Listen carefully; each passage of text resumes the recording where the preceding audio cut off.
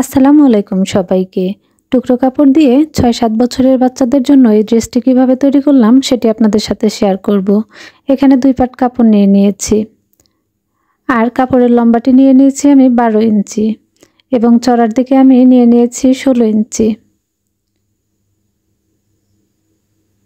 ১৬ ইঞ্চি পর্যন্ত মাপ নিয়ে নিয়েছি। এবার মাঝখানে আমি আরেকটি ভাঁজ করে দিব। তাহলে মোট ৪ ভাঁজ হয়ে যাবে। এবার আমি কাঁধের মাপটি নিয়ে নেব। কাঁধের মাপটি এখান থেকে নেব ৫ ইঞ্চি এবং আর্ম হোলটিও আমি ৫ ইঞ্চি নিয়ে নেব। তো লাইটের কারণে দাগটা ভালো বোঝা যাচ্ছে না, আপনারা মাপ অনুযায়ী করে নেবেন।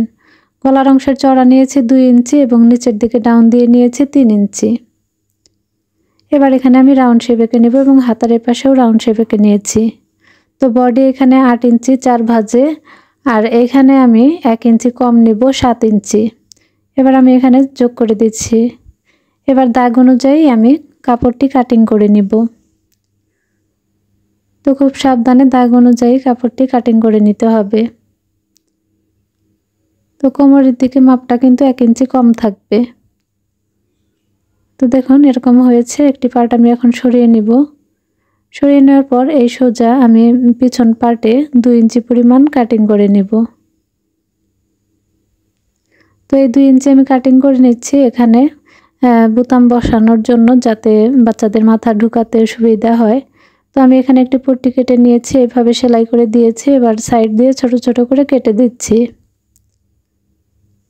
এবার উল্টো দিকে আমি এটিকে এভাবে উল্টিয়ে নিচ্ছি। তো খুব সুন্দর করে উল্টিয়ে নিয়ে আমি চতুর্পাশে ভাঁজ দিয়ে সেলাই করে দিব। তো আমি সেলাইটিও করে নিয়েছি। এবার এটিকে আমি সোজাভাবে রেখে অপরের পার্টটি আমি ভিতরের ২ সাইড সোজা অংশ রেখে এভাবে সোজাসুজিভাবে বসিয়ে কাঁধটি সেলাই করে নিব।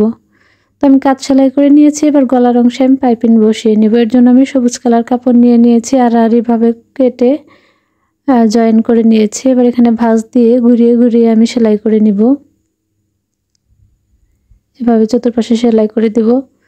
আমার সেলাই করে নেওয়া শেষ হয়ে গিয়েছে এবং সেলাইয়ের বাইরে যে বাড়তি কাপড়টুকু আছে সেখানে আমি ছোট ছোট করে কেটে দিচ্ছি এবং খেয়াল রাখতে হবে সেলাইটি যাতে কেটে না যায়। তো এইভাবে করে কেটে নিলে পাইপিংয়ের জন্য যখন আমি ঘুরিয়ে সেলাই করব তখন কিন্তু সেলাইটি করতে সহজ হয়ে যাবে। তো এইভাবে মুড়িয়ে আমি এভাবে পাইপিং তৈরি করব। দেখুন পাইপিংটি খুব সুন্দরভাবে তৈরি হয়ে গিয়েছে।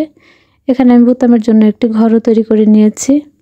এবার হাতার কাপড়ের জন্য এখানে ২ পাট কাপড় নিয়ে নিয়েছি এবং লম্বার দিকে নিয়ে নিয়েছি ৪.৫ ইঞ্চি এবং চওড়ার দিকে ১৪.৫ ইঞ্চি। মাঝখানে আমি আরেকটি ভাঁজ করে দিচ্ছি, সমান সমান করে ভাঁজ করে নিতে হবে। তো ভাঁজ করে নিয়েছি। নেওয়ার পর আমি এই অংশে ১.৫ ইঞ্চিতে একটি মার্ক করে দিব আর এই কোণা থেকে আমি এটি এভাবে নিচের দিকে ডাউন দিয়ে যোগ করে দিচ্ছি। আর এখানে হাতার মাপটি যদি ৪ ইঞ্চি হয় আমি ৫ ইঞ্চিতে কাটিং করে নিব এবং ৪ ইঞ্চিতে সেলাই করে নিব। তো দাগ অনুযায়ী এবার আমি সুন্দর করে কেটে নিব। তো দাগ অনুযায়ী আমি হাতাটি কেটে নিয়েছি। এবার বডি পার্টের সাথে আমি এটিকে জয়েন করে দিব। তো বডি পার্টটি এভাবে বিছিয়ে হাতার অংশটি উল্টো দিকে এভাবে ধরে এভাবে ঘুরিয়ে ঘুরিয়ে সেলাই করে নিতে হবে। অপর সাইডের হাতাটিও একইভাবে মাঝখান বরাবর ধরে ২ সাইডে এভাবে পুরোটা সেলাই করে নিতে হবে। তো আমি যেভাবে সেলাই করে নিয়েছি আর এই অংশে আমি ২ ভাঁজ দিয়ে মুড়িয়ে সেলাই করে দিব। এবার নিচের পার্টের জন্য এখানে আমি ২ পাট কাপড় নিয়েছি এবং এখানেও ২ পাট কাপড় প্রিন্টের নিয়ে নিয়েছি। এটির লম্বা নিয়ে নিয়েছি ১৫ ইঞ্চি এবং চওড়ার দিকে নিয়ে নিয়েছি ৩৫ ইঞ্চি।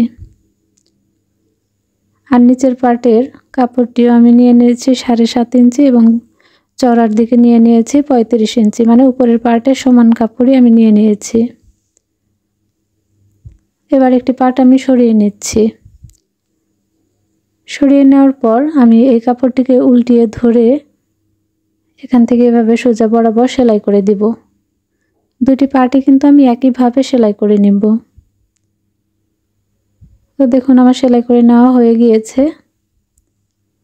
এবার আমি এখান থেকে এভাবে কুচি দিয়ে নিব। বডি পার্টের জন্য যতটুকু লাগে অতটুকু পরিমাণ আমি কুচি দিয়ে নিয়েছি।